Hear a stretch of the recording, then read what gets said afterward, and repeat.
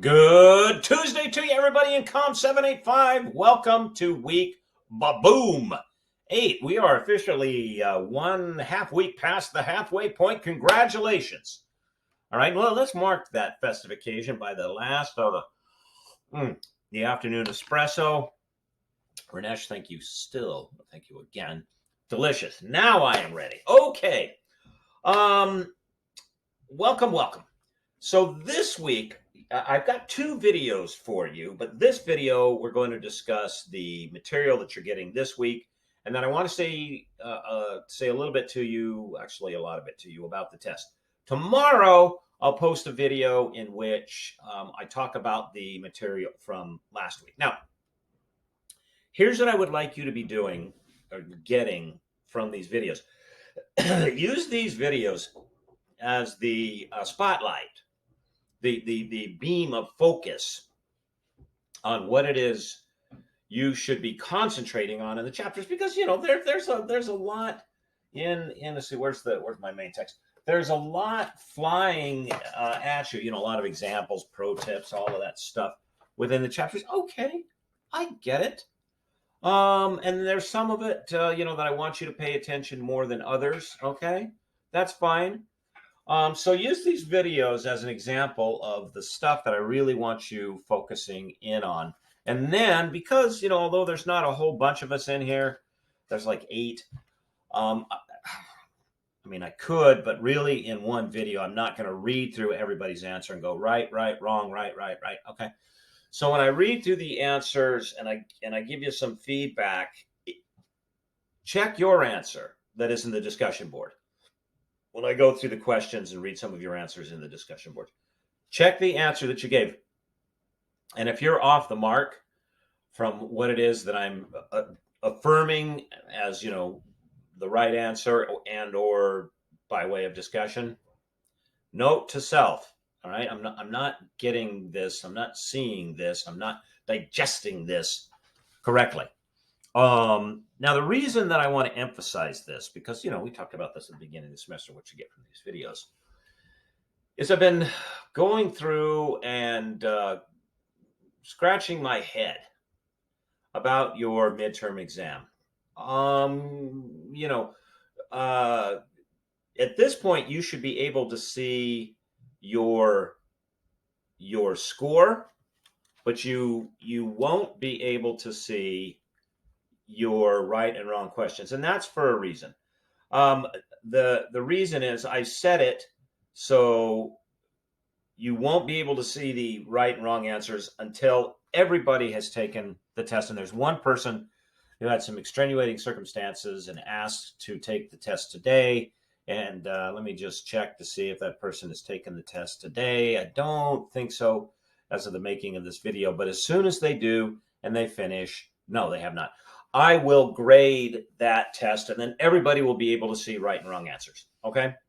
But you should be able to see the scores. And currently, the class average, or something like 165 out of 200, which is a B minus. That's not heart attack horrible, but that's not that good. And I, as an instructor, when you put an exam out there, and what comes back is like, B minus. I thought it would have been, in the upper B range. It leaves you sort of stroking your chin going, okay, what's going on here? Now, I don't think it was the case that there was just too much material on the exam, because nobody slammed up against the 2-hour time limit. In fact, a couple of people, maybe one or two, completed the exam in under an hour. So I think there was plenty of time. What I'm wondering is, were the questions too obtuse? Or am I not giving you the cues week by week, chapter by chapter, as to what you should be focusing on? Now, frankly, week by week, chapter by chapter, what you should be focusing on is the whole chapter and all of the information contained therein. Because look, the bigger point here is not what you get on a test or a paper or whatever. The bigger point here is, what do you retain from all of the information? Excuse me, my allergies are just killing me. All of the information that you get from your resources. And to maximize your return on the time into those resources, you want to retain the maximum amount. Okay. But, 165 out of 200 tells me that there's something not quite right. Now, I will tell you that I went back through and after I graded the test, there was one question that I gave everybody credit for, regardless of how you answered it, if you got it right or wrong. And that was the question about the love poem, Love Song of J. Alfred Prufrock. And the question was, according to Dr. Gardner, the poem Love Song of J. Alfred Prufrock provides an excellent example, of orienting oneself towards others in the world. Okay. Now, the grammar wonk in me sees that and says, and the answer is false. It's an example, all right, but it's not an example that you should follow. It's an example that you should not follow. But the grammar wonk in me looks at that question and goes, okay, because in this sentence, the word excellent is an adjective that modifies the noun example in an amplitory way. That is, if you read the sentence literally as is, this merely says, the love song of J. Alfred Prufrock provides, it could be read as, provides an outstanding example, but an outstanding example of what? Now, the poem is an outstanding example in the negative, meaning don't do this. And I said that when I read it to you. All right. But it's possible, there is sort of it's incorrect, but it's a colloquial application definition to the word excellent, meaning amplitude, right? That's not, the meaning of the word, but I'm kind of a grammar wonk. So perhaps if I had said, according to Dr. Gardner, the poem, The Love Song of J. Alfred Prufrock, provides an excellent example of how one should live and how one should orient oneself towards the world and others, or a positive example or something like that. That would have been clearer. Right? I don't think it's obscure, but I'm allowing for the possibility because so many people got the answer wrong. It's false. Don't do like Prufrock. Okay? Nonetheless, that one question notwithstanding. So I gave everybody points for that regardless of what you said. 165 is not that hot. So let's see what happens when the last person completes the exam. I suspect, the time limit's the end of today. So in my video tomorrow, in which I discuss your material from last week, I would love to have a little Zoom session in which we go over the exam and we go over the answers, and I get some feedback from you about the nature of the exam and the questions and stuff like that, because there is going to be material drawn from that. Not the questions are not going to be identical. I'd be like, duh. There's going to be material drawn from the midterm that will appear on the final. And look, as I've tried to emphasize, the main thing in this class that I don't expect you to figure out is, what do I want you to figure out? I'm going to tell you what I want you to figure out.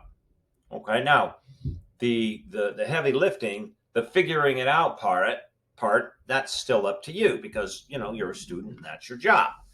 All right, but I will tell you what it is that I would like you to figure out. That's not meant to be obscure. And there's just this little part of me that is concerned that there's some obscurity here, that I'm zigging and you're zagging, and that we don't want. Okay, so tomorrow, next video, I'm assuming that this person will have completed the exam on schedule. You'll be able to see your scores. Not only see your scores, you'll be able to see what you got wrong and right. And then I'll throw out some times and dates. And I want to do it this week for a Zoom session in which we can discuss the exam and see what's going on. All right. And, for those of you that you're looking at your score and you're going, yikes. I have some ideas for everybody, not just for one individual. I'll talk about that in the video tomorrow. All right. Okay. This week, you are reading chapters 9 in Wilson et al. And chapter 10 in Cialdini. And these two chapters focus on the business of getting your stuff out there and getting some amplification for your stuff. Now, in particular, in Wilson et al. All right, because when was this text written? I think it was like 2018, 2017. What's the print day? 2019 is this edition. Okay. In this business, 4 years is like forever. Okay.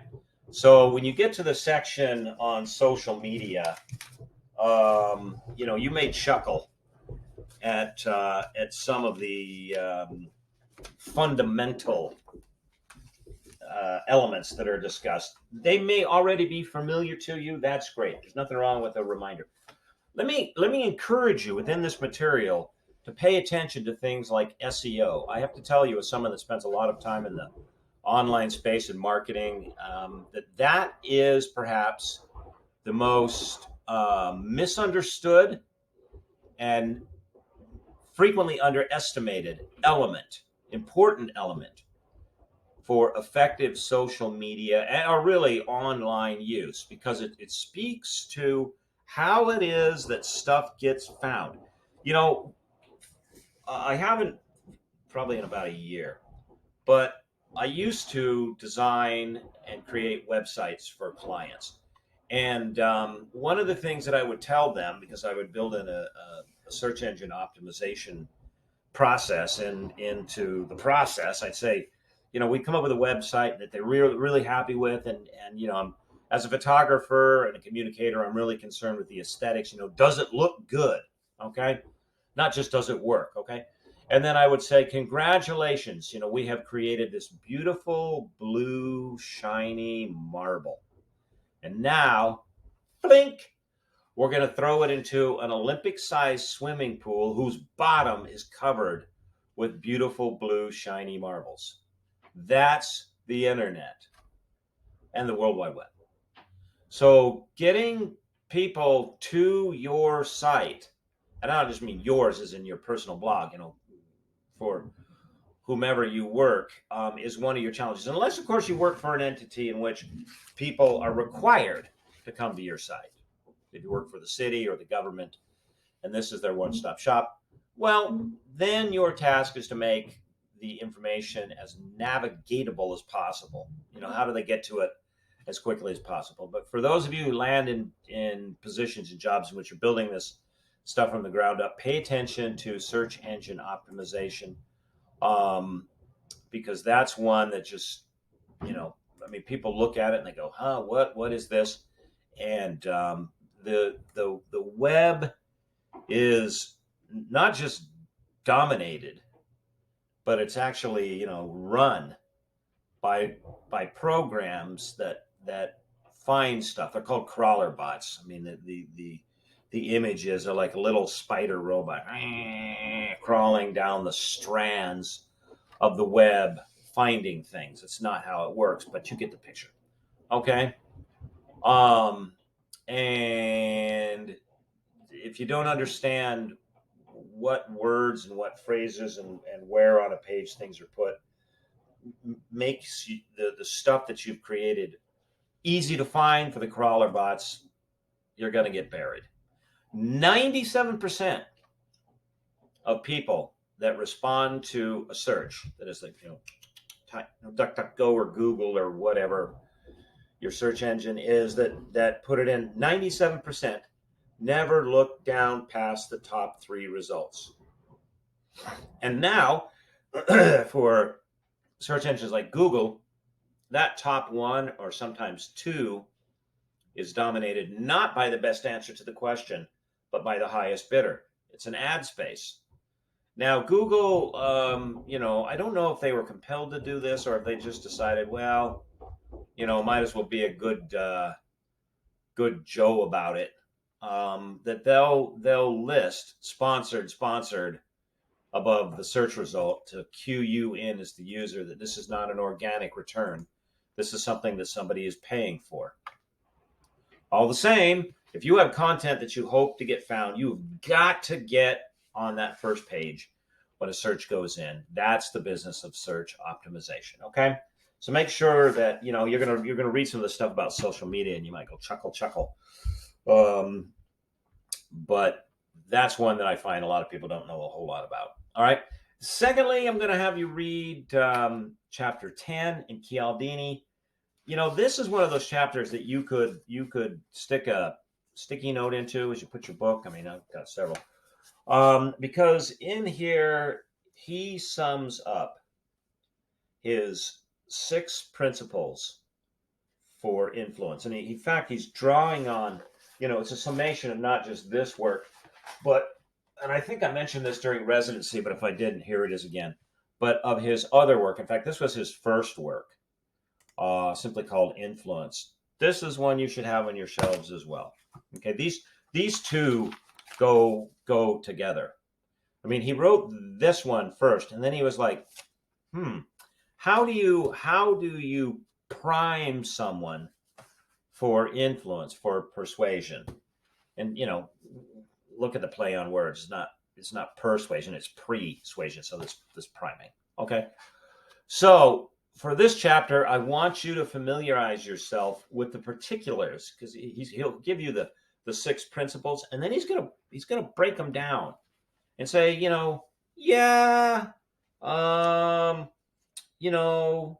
this is one of them, like reciprocation. But there's some bits to it. It needs to be meaningful. Okay. It needs to be unexpected. It needs to be customized. Okay. And then, he'll break down other things.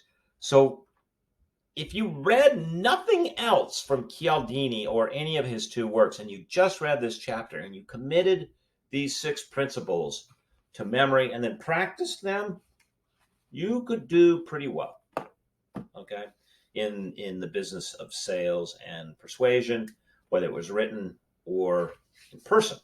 All right. So light read, the 2 of them. In fact, if you've read any of his stuff before, this chapter 10, is going to sound very, very familiar. All right. Okay, everybody, I will be back with you tomorrow with the second video, in which we will discuss what you did last week and what I plan to do concerning the test, and how everything has, settled, how things have shaken out. All right. So, and then, we're going to have a little Zoom meeting, and we'll sit down, and I want to get your feedback. Okay, I want to tell you right up front, this is not an invitation for a Zoom call in which I go, and what's the matter with you folks? I mean, all right, I'm going to continue, because it's in your best interest, to demand a lot from you by way of the work you do. And like I saw in residency, you guys are just very, very capable, top of the line. Okay. But I want us to be on the same page, right? Because we're here supporting each other as professionals. All right. That's what we're doing. All right, everybody. Thank you so much.